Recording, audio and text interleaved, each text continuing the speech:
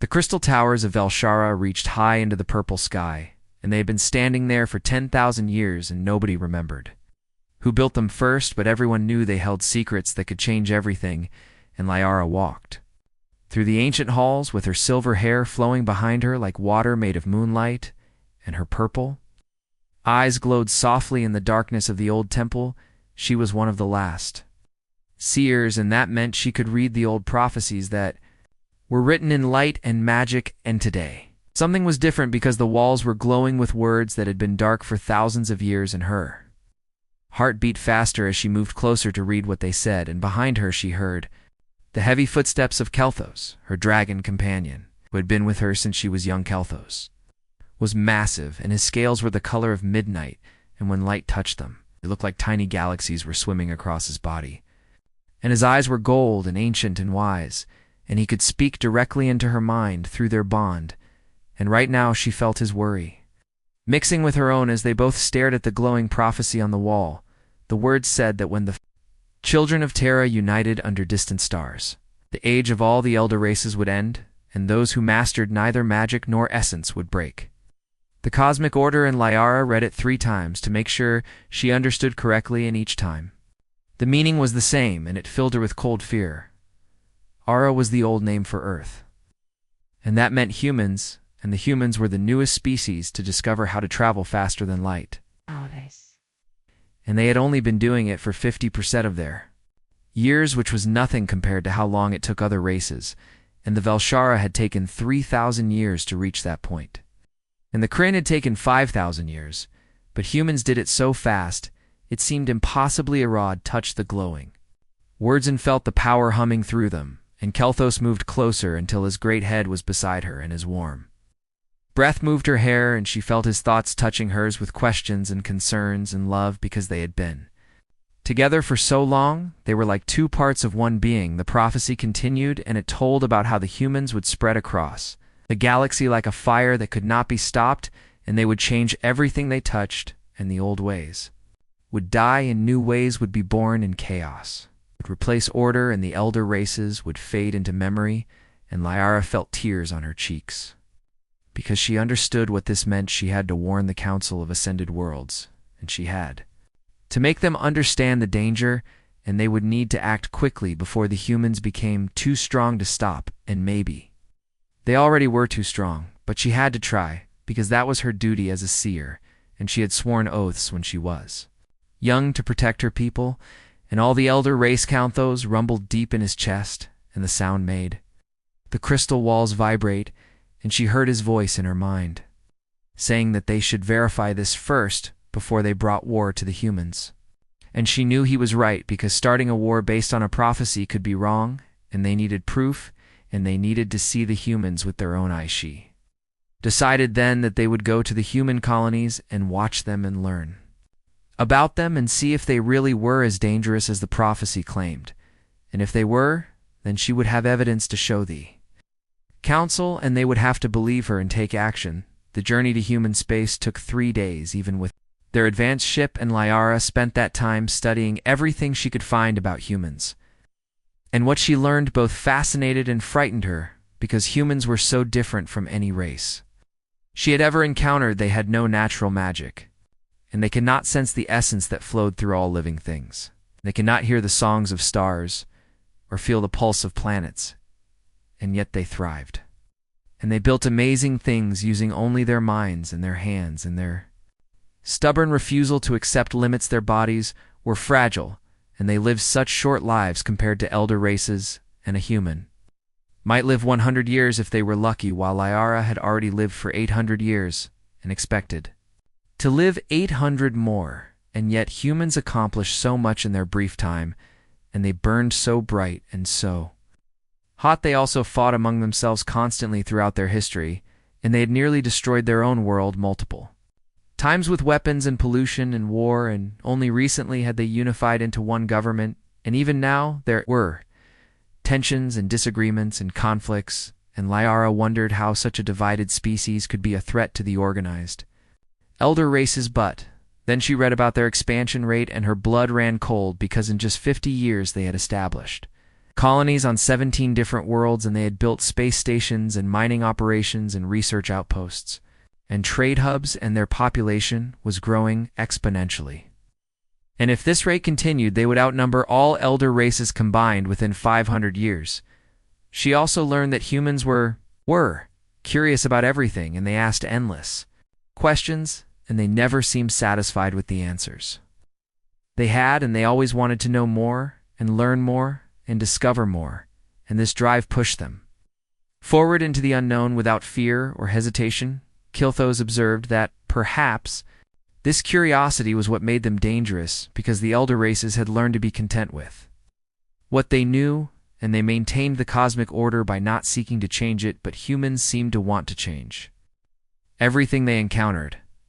Agreed, and she felt the weight of responsibility settling on her shoulders like a heavy cloak, because she might be the one who had to lead the fight against humanity, and she might be the one who had to convince the council to act, and she might be the one whose decision would determine the fate of both humans and elder races.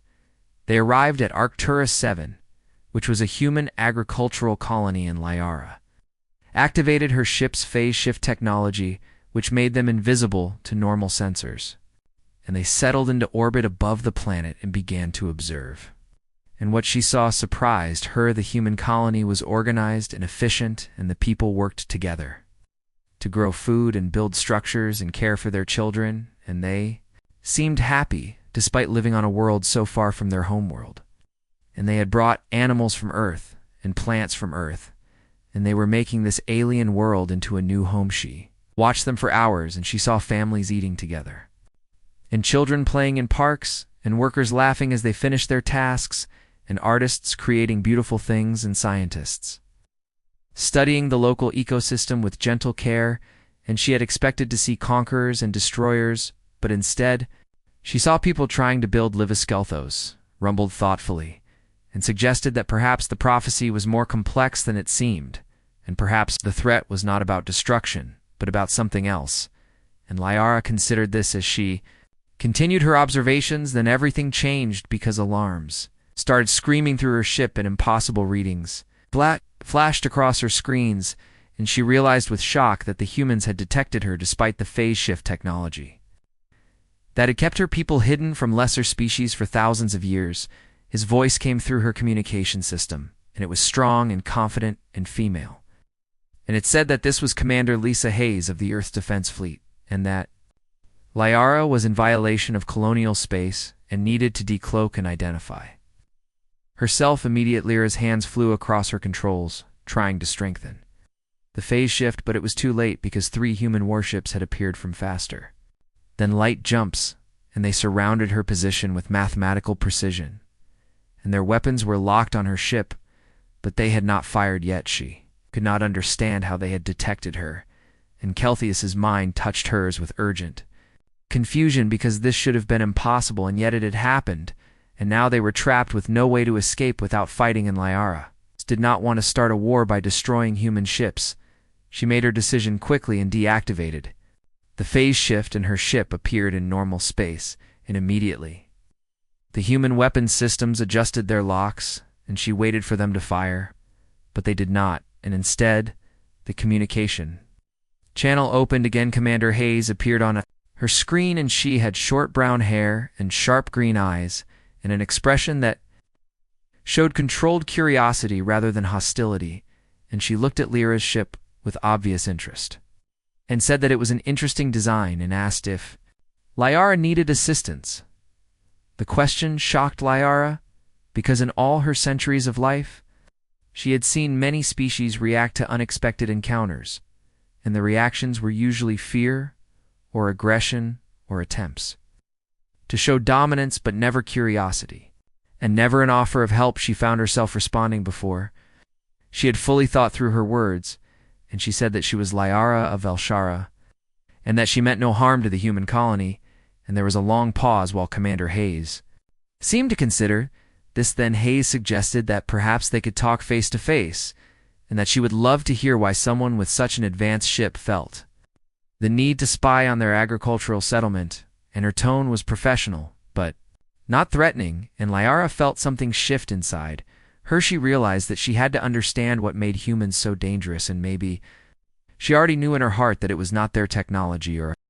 The shuttle ride down to the planet's surface was smooth, and Liara kept her hands steady on the controls even though her mind was racing with thoughts and concerns, and Kelthos had insisted on coming with her despite the risk because they had never been separated for long, and their bond was too strong to ignore Commander. Lisa Hayes had suggested they meet at the colony's central plaza, which was an open space surrounded by buildings made of local stone and earth metal, and there were gardens growing with plants from both worlds mixing together, and Liara thought this was symbolic of something important, but she was not sure what yet. When she landed the shuttle, she saw Hayes waiting with two other humans, and one was a man in a military uniform and the other was a woman in civilian clothes, and they all watched as Liara emerged, and then their eyes went wide as Kelthos unfolded himself from the shuttle. Cargo Ariatha Dragon was even more impressive in person than on a screen, and his scales caught the sunlight and made it look like stars were dancing across his body, and his wings stretched wide enough to cast shadows over half the plaza, and people who had been walking nearby stopped to stare. In amazement, Hayes recovered. First Anne stepped forward with her hand extended in the human gesture of greeting, and she said it was an honor to meet someone from an elder race, and that humanity had suspected they were not alone in the galaxy, but had never had proof until... Now Liara took her hand carefully because she had studied human customs during the journey, and she knew this was important, and Hayes's grip was firm, but not aggressive, and her eyes held intelligence and curiosity, and something else that Liara could not quite identify. The man was introduced as Captain Ryan Cole, who commanded the colony's defense force, and the woman was Dr. Amy Wells, who led the scientific research division, and they both greeted Liara with respect and interest, and neither of them seemed afraid of Kelthos, even though he was large enough to destroy their buildings, with ease, Hayes suggested. They talked somewhere more private and led them to a meeting room in the administration building, and the room had windows that looked out over the colony, and Liara could see people returning to their normal activities, though many still glanced toward Kelthos, who had settled in the plaza with his tail curled around himself. Once they were seated, Hayes asked direct questions about why Liara had been observing them, and whether there were other elder races, and what they wanted from humanity, and Liara appreciated the directness because it meant she did not have to waste time with careful diplomatic dancing. She explained that there were 47 elder races in the galaxy, and they had formed a council thousands of years ago to maintain peace and order, and they had been watching humanity since humans first achieved faster than light travel, and now there were concerns about human expansion. Hayes listened carefully, and then asked what kind of concerns, and Liara hesitated because she did not want to mention the prophecy yet. She was not sure how much to reveal, but something about Hayes's honest gaze made her want to be truthful. She said that humans were expanding faster than any known species had ever expanded, and that they were using resources at rates that seemed unsustainable, and that their colonies were being established on worlds without checking if those worlds were home to species that humans could not detect. Dr. Wells leaned forward at this and asked what species they might not be able to detect in. Liara explained that there were beings who existed in different phases of reality and creatures who lived in ways humans could not perceive with their limited senses. Immediately pulled out a datapad and started taking notes, and she asked specific questions about how to detect such beings and what technologies might help, and whether the elder races would share that knowledge. And Liara found herself impressed by how quickly the human scientists grasped complex concepts. Captain Cole asked different questions about the Council and its military capabilities, and whether humanity was in danger, and Liara could see the protective concern in his eyes, and she realized he was thinking about all the people living in the colony and on other human worlds. She told them honestly that the Council was debating what to do about humanity, and that some members thought humans should be contained or restricted, and others thought they should be monitored closely, and a few thought they should be contacted and offered guidance. Hayes asked what Liara thought, and this surprised Liara because elder races rarely cared what individuals thought, and decisions were made by consensus and tradition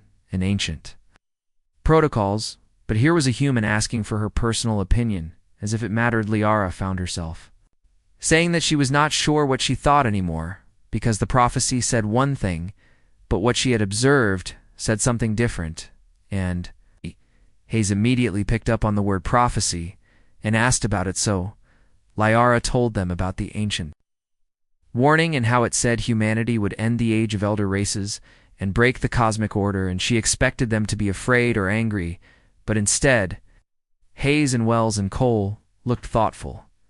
Wells said that ending an age did not necessarily mean destruction, and that in Earth history many ages had ended and new ones had begun, and sometimes that was painful, but often it led to progress and growth. Cole pointed out that the cosmic order had apparently been maintained by keeping humans and probably other species in the dark about the galaxy's true nature, and he asked if that was really order or just control. Hayes said that humanity had no desire to harm the elder races, but also would not accept being restricted or contained just because they were young, and she said that every species had the right to explore and grow and learn. Lara felt something cracking inside her, like ice breaking in spring, because these were not the words of a dangerous enemy, but of people who simply wanted freedom, and she thought about how the elder races had indeed maintained control through secrecy and selective contact. Lethos's presence in her mind was warm and supportive, and she felt his agreement with her changing thoughts, and he rumbled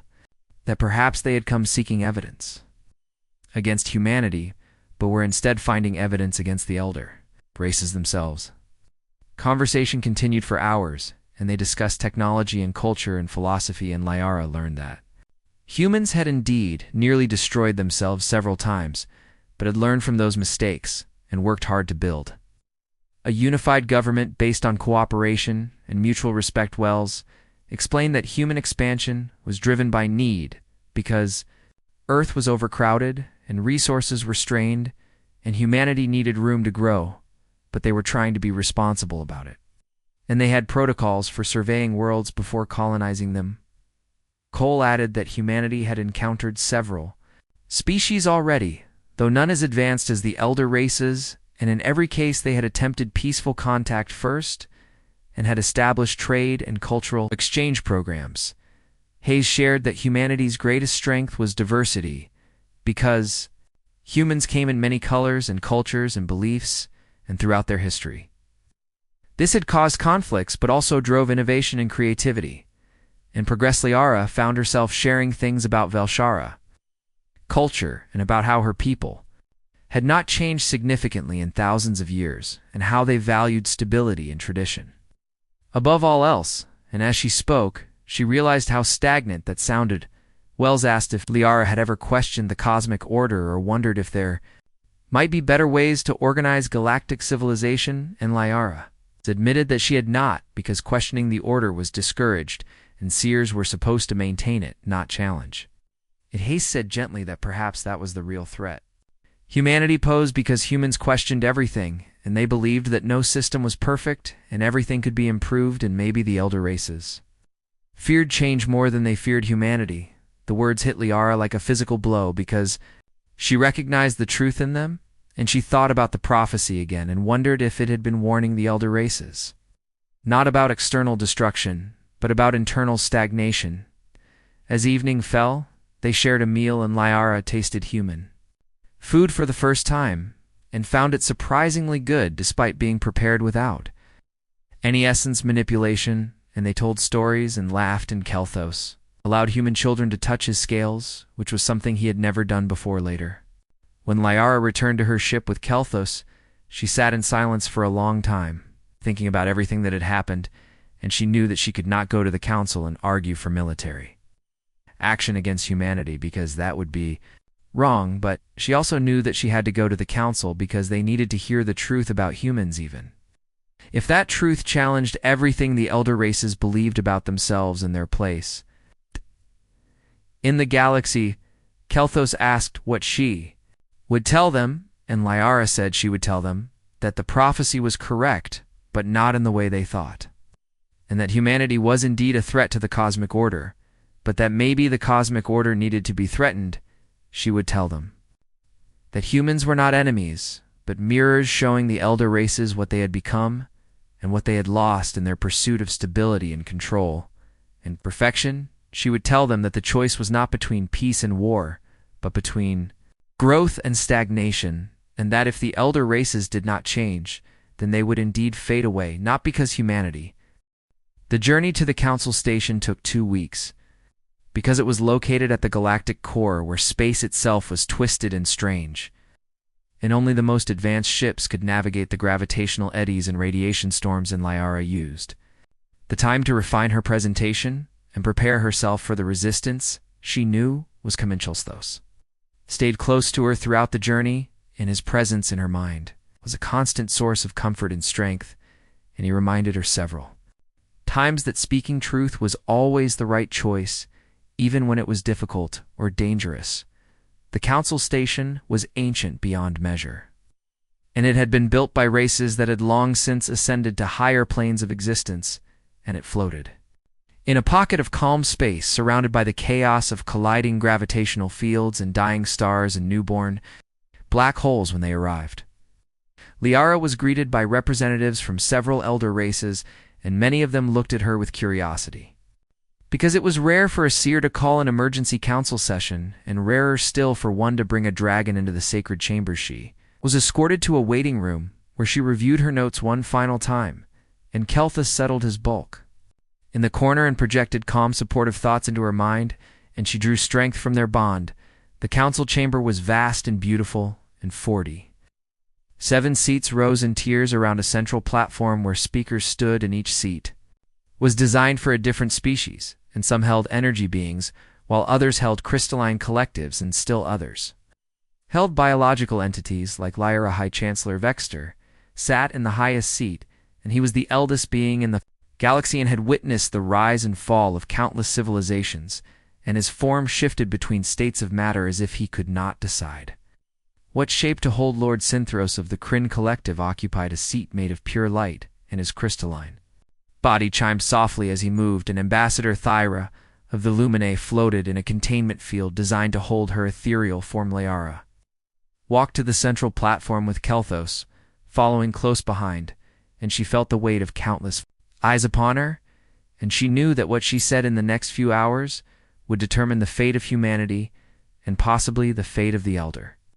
races themselves. She began by presenting the facts about human expansion and population growth and resource usage, and she showed data about their colonies and their technology and their rate of advancement, and these facts were undeniable. And concerning then, she presented the prophecy and explained how it had led her to investigate humanity, and how she had gone expecting to find evidence of a dangerous enemy, but instead had found something very different. She told them about her time on Arcturus 7, and about the humans she had met and the conversations she had shared and the insights she had gained, and she did not hide her changed opinion, but instead stated it clearly. She said that humanity was indeed a threat to the cosmic order, but that the cosmic order itself might be flawed and in need of change, and this statement caused an immediate uproar in the chamber. Lord Synthros spoke first, and his voice was like crystal bells ringing, Namnium, and he said that the cosmic order had maintained peace for 50,000 years, and questioning it was dangerous and foolish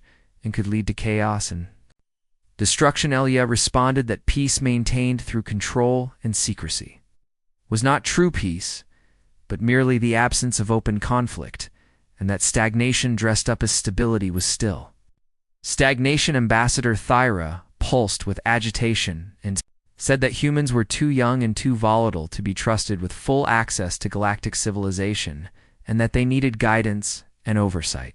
Till they matured. Liara asked how long that would take, and reminded the council that they had been watching humanity for 50 years and keeping knowledge from them, and what had that accomplished except to breed resentment and suspicion. A representative from the Stellarin communes named Nyx spoke up, and she was younger than most council members, and she said that she had been studying human broadcasts and transmissions, and she found their culture fascinating and diverse and innovative. She pointed out that humans had achieved in 50 years what many elder races had not achieved in thousands, and perhaps that suggested humanity had something valuable to teach rather than something dangerous to contain. This sparked more debate and arguments flew back and forth across the chamber, and Liara stood quietly at the center and let them talk, because she knew they needed to work through their fears and concerns. Some argued that humans were dangerous because they had nearly destroyed their own world multiple times, and others countered that humans had learned from those mistakes and worked hard to prevent them from happening. Against said that human expansion was too fast and too aggressive, and others pointed out that humans were simply trying to solve their overpopulation problem and find homes for their growing numbers. Some insisted that the prophecy was clear and must be heeded, and others questioned whether the prophecy was really about destruction or about transformation. High Chancellor Vexler had remained silent throughout the debate, and his shifting form seemed to pulse with thought, and finally he raised a hand for silence, and the chamber immediately quieted. He said that he had been alive for 50,000 years and had served on the council for 40,000 of those years, and in all that time he had maintained cosmic stability and witnessed the rise and fall of civilizations and guided younger races toward maturity. But he also said that he had grown tired of the same patterns and the same solutions and the same careful maintenance of a status quo that never changed, and he wondered if perhaps the council had become too focused on preservation and not focused enough on progressy. Said that the prophecy warned of humanity ending the age of elder races, and perhaps that was exactly what needed to happen, because ages were meant to end and new ages were meant to begin, and clinging to the past was not wisdom but fear is. Words shocked the chamber into silence, because the High Chancellor was the ultimate authority, and if he questioned the cosmic order, then everything was open to question.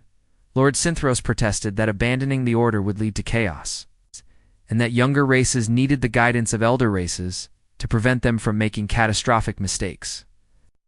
Vexler responded that perhaps the elder races needed to learn from younger races as much as younger races needed to learn from them, and that wisdom was not the exclusive property of HEIH, proposed that instead of restricting humanity, the Council should open dialogue and establish formal contact and share knowledge, while also learning from human innovation and adaptability and willingness to change. Lara felt hope rising in her chest, because this was more than she had dared to expect, and Kelthus rumbled approval in her mind and projected satisfaction through their bond. But then a dark voice spoke from the shadows at the edge of the chamber, and it belonged to Overlord Mordorin of the Void Dwellers, and his species rarely participated in council debates, but when they did, their words carried weight. Mordorin said that opening dialogue was weakness, and that humanity would see it as an invitation to demand more and take more, and eventually challenge the elder races for dominancy.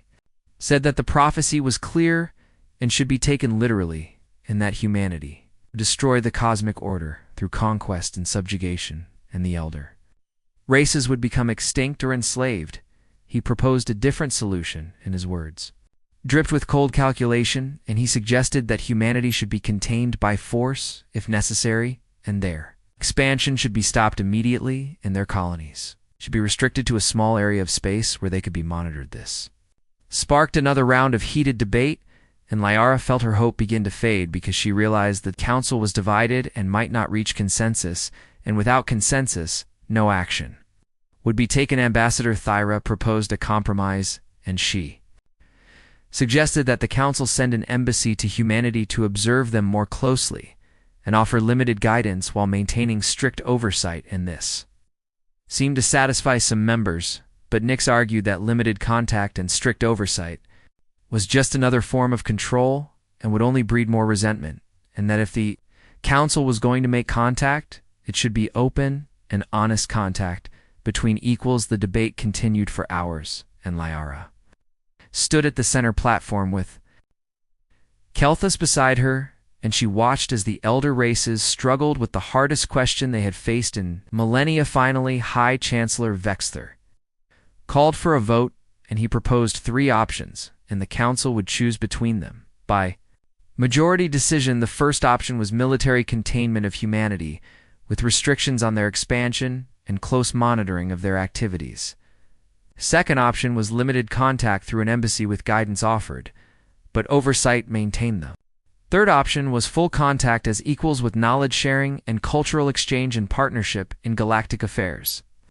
Voting took place through a complex system that weighed each species' contribution in history and influence in Lyara. Watched the results appear on holographic displays around the chamber. Military containment received support from 12 races, including the Void.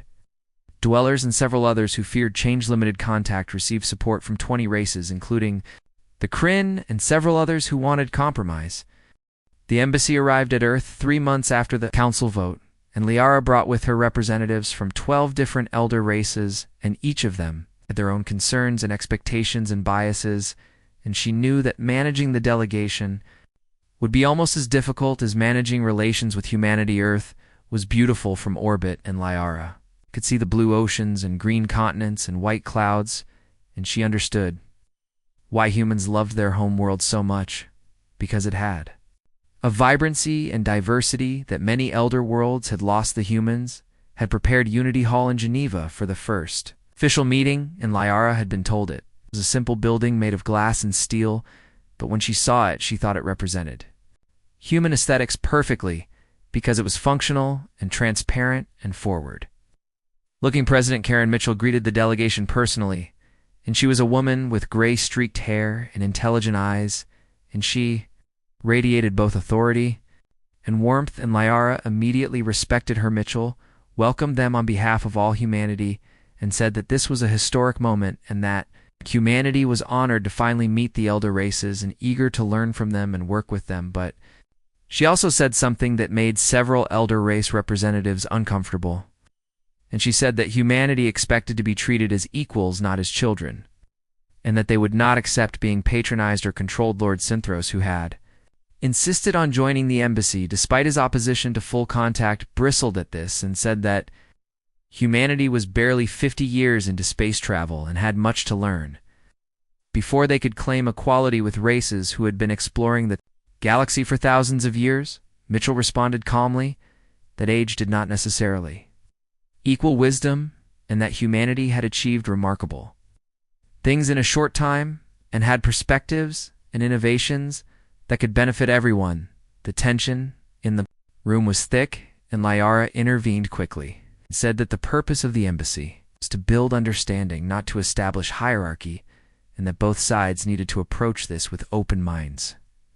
She introduced the other representatives, including Nix of the Stellaron communes, who immediately started asking questions about human architecture and engineering, and Ambassador Thyra, who pulsed with cautious curiosity.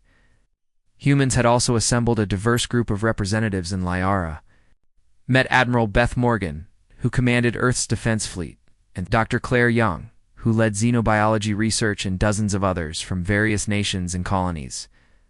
First formal discussions began the next day, and they immediately ran into problems because the elder races and humans had very different communication styles and expectations and assumptions. Lord Synthros wanted to lecture humans about proper resource management and sustainable expansion and the dangers of unchecked growth, and he clearly expected humans to listen quietly and accept his wisdom. But Admiral Morgan interrupted him multiple times to ask for specific data and evidence, and to challenge assumptions, and to point out that human expansion rates were actually comparable to historical elder race expansion when adjusted for technology level and population.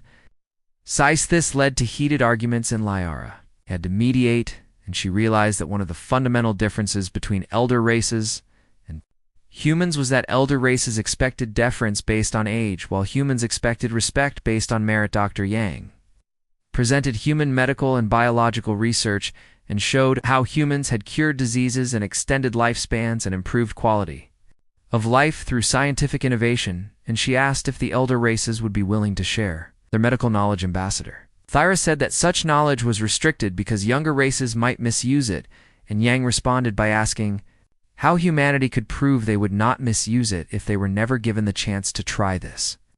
Pattern repeated across multiple topics, and Liara saw that the core issue was trust, and the elder races did not trust humanity because they were young and unpredictable, and humanity did not trust the elder races because they had been watching in secret for decades without making contact. President Mitchell called for a break after the first day of discussions, and she invited Liara to a private meeting, and when they sat down together, Mitchell looked tired, but determined, she said that she appreciated what Valera was trying to do, but that the embassy was not working because the elder races were approaching it as teachers instructing students rather than as partners negotiating agreements.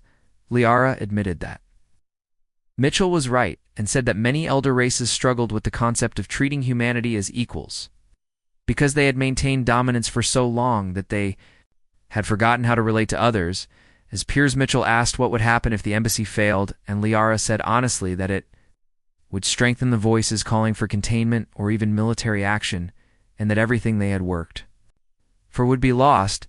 They sat in silence for a moment, and then Mitchell made a suggestion, and she said that perhaps what they needed was not formal discussions, but informal interactions, and that humans and elder races needed to spend time together as individuals, not as representatively a thought. This was brilliant, and she brought the idea to the elder race delegation, and though some resisted, eventually they agreed to try a different approach. Over the following weeks, humans and elder races worked together on joint projects, and they shared meals and told stories and slowly began to understand each other. Each othernix partnered with human architects to design buildings that incorporated both stellar and aesthetic principles and human engineering techniques, and the results were stunning structures that seemed to blend art and function perfect.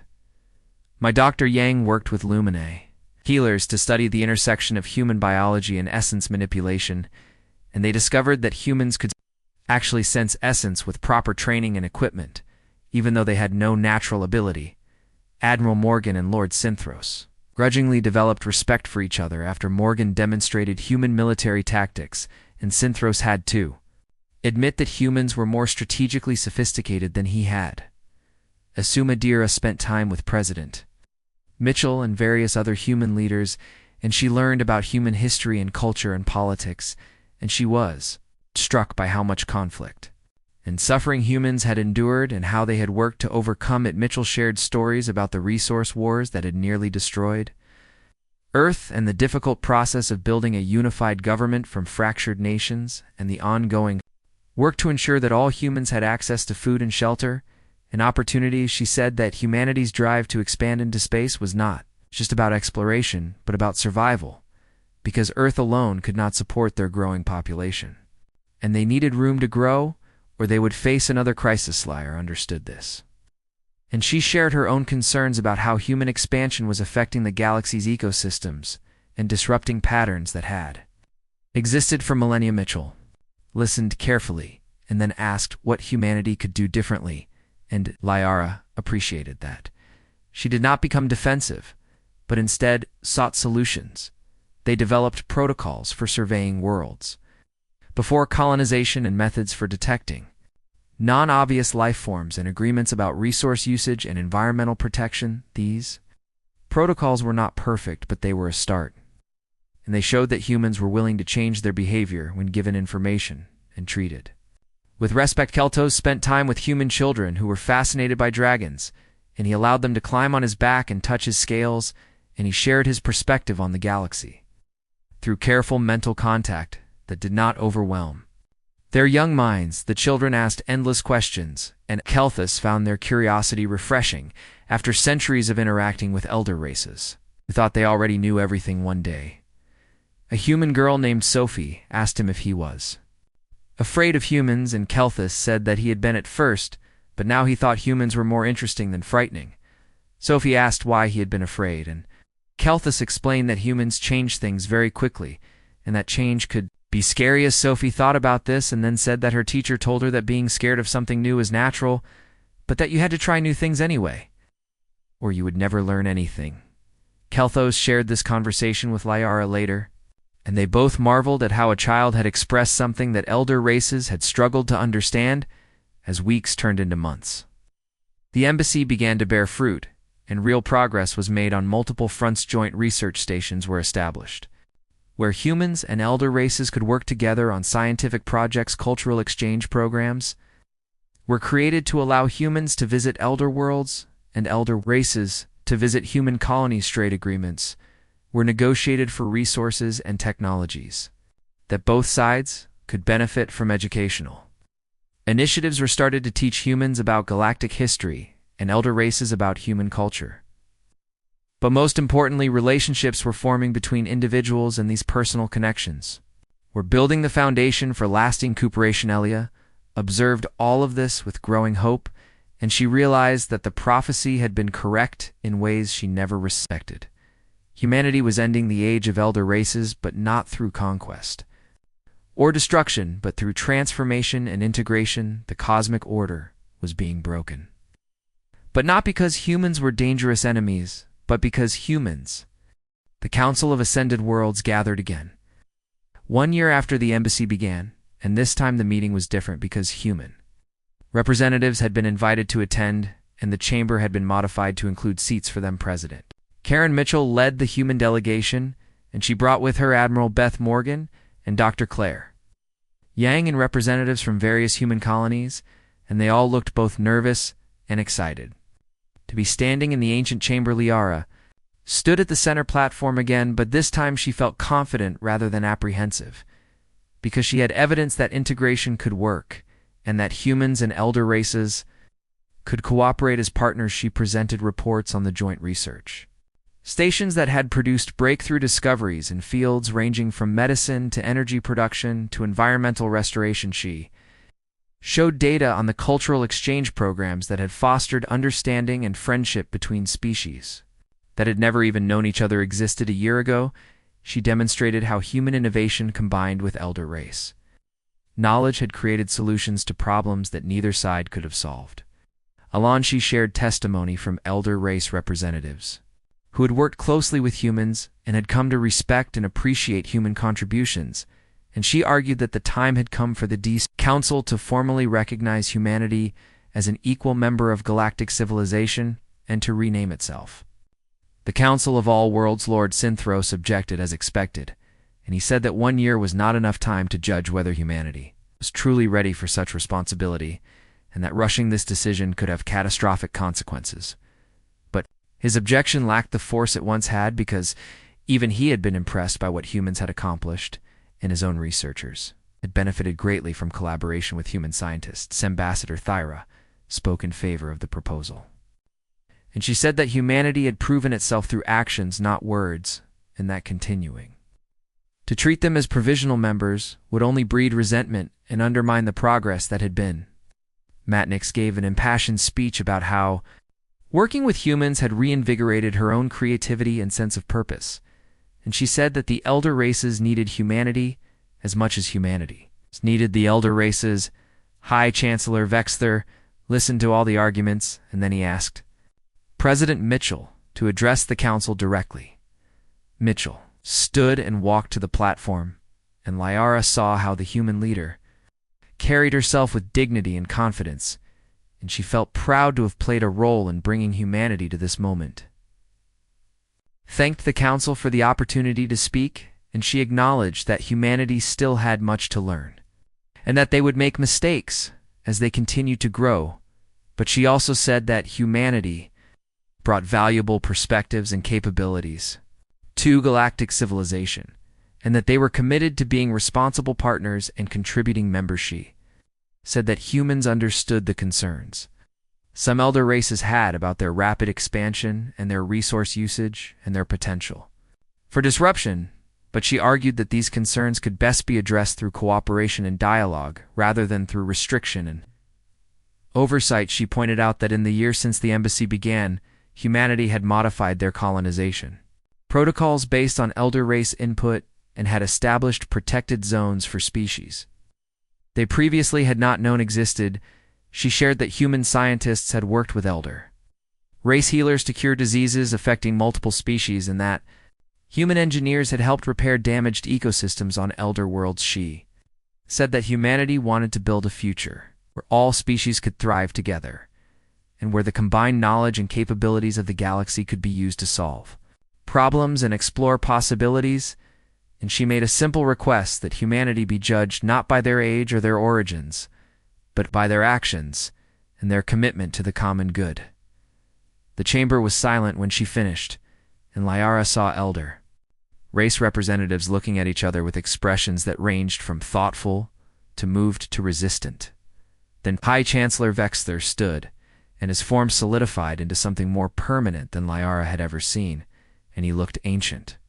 And wise and certain he said that he had lived for 50,000 years, and in all that time he had never seen anything quite like humanity. He said that humans were chaotic and unpredictable and sometimes frustrating, but they were also creative and resilient and generous. He said that the prophecy had warned that humanity would end the age of elder races, and he now understood that this was not a threat, but a promise. The age of elder races was ending because it needed to end, because stagnation, dressed as stability, was not sustainable in isolation. Dressed as wisdom was not admirable. A new age was beginning, and it would be an age of partnership and growth and change. And yes, it would be messy and difficult and sometimes painful, but it would also be vibrant and dynamic and full of possibility, and it was an age he wanted to see, even if he did not live to see all of it. Called for a vote on whether to formally recognize humanity as equal members and rename the council. The voting took longer this time because the decision was more significant and carried more weight, and some elder races struggled with letting go of their privileged position. But when the results appeared, 39 races voted in favor and only 8 voted against, and the measure passed with a strong majority. The chamber erupted in a mixture of celebration and protest, and Lyra felt tears on her face, because she had not been certain this would happen, and the relief and joy were overwhelming. Kaltos projected pure happiness through their bond, and she felt his pride in what they had accomplished together. President Mitchell embraced Lyra in the human gesture of affection and congratulations, and Lyra returned the embrace and thought about how much had changed in just 1 year. Lord Synthros approached them, and though he still looked skeptical, he offered his congratulations and admitted that humanity had exceeded his expectations. Ambassador Thyra glowed with satisfaction, and Nyx danced in circles expressing joy through movement. The celebration continued for hours, and humans and elder races mingled freely and talked about plans for the future and possibilities that had seemed impossible just a year ago. But as the gathering wound down, Overlord Mordorin made his presence known, and his dark form materialized in the chamber. Even though he had not been present for the vote, he said that the council had made a terrible mistake, and that integrating humanity would lead to disaster, and that the elder races would regret this decision. He warned that there were others who shared his views, and who would not accept this change quietly, and that resistance would come from unexpected places. Lyra felt a chill at his words, because she knew he was right, that not everyone would accept the new order, and that there would be challenges and opposition. But High Chancellor Vexler addressed Mordorin directly and said that change always faced resistance, but that did not make change wrong. He said that those who could not adapt to the new age would be left behind, and that the galaxy was moving forward whether Mordorin liked it or not. Mordorin vanished without responding, but his threat hung in the air like a dark cloud. President Mitchell asked Lyra privately if she thought there would be serious opposition, and Lyra admitted that there probably would be, but she also said that the foundation they had built was strong enough to withstand challenges, and that the relationships between humans and elder races would help them navigate difficulties together. Over the following months, the new Council of All Worlds worked to implement changes throughout galactic civilization. Joint colonies were established where multiple species lived and worked together. Mixed crews explored unknown regions of space and made discoveries that benefited everyone. Educational institutions opened their doors to students from all species. Trade networks expanded to include human worlds and elder worlds on equal footing. New technologies emerged from collaborative research that solved long-standing problems, and slowly but surely the galaxy began to transform into something new and better. There were setbacks and conflicts and misunderstandings. Along the way, some elder races struggled to accept their diminished status, and some withdrew from galactic affairs entirely. Some human colonies pushed boundaries too aggressively and caused friction with neighboring species. Terrorists from both sides attacked symbols of integration and tried to derail progress, but each time a challenge arose, the Council worked together to address it, and the partnerships between species grew stronger through adversity. Continued to serve as a bridge between humans and elder races, and she traveled constantly between worlds, helping to mediate disputes and facilitate cooperation. Kyoto's remained her constant companion, and his wisdom and perspective helped her navigate difficult situations. They received an invitation from President Mitchell to attend the dedication of a new monument on Earth. When they arrived, they found that humans had built a beautiful structure in Geneva near Unity Hall. The monument showed figures representing different species standing in a circle with their hands or appendages or energy fields touching. The base was an inscription in multiple languages, both human and alien, and it read simply that this marked the beginning of a new age when all species of the galaxy stood together as equals. Mitchell gave a speech about how cooperation was stronger than isolation and how diversity was a strength.